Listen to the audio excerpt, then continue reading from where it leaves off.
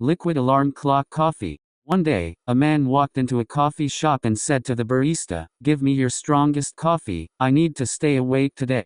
The barista smiled and replied, "Sure thing." A few minutes later, the barista handed him a cup of coffee with a small card.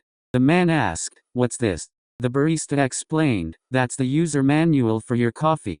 The man read the card, which said, "Caution, this coffee may cause 1. Wide open eyes all day, 2. Talking too fast for others to understand, 3. Inability to sleep for 3 days." After taking a sip, the man exclaimed, "This isn't coffee, it's liquid alarm clock."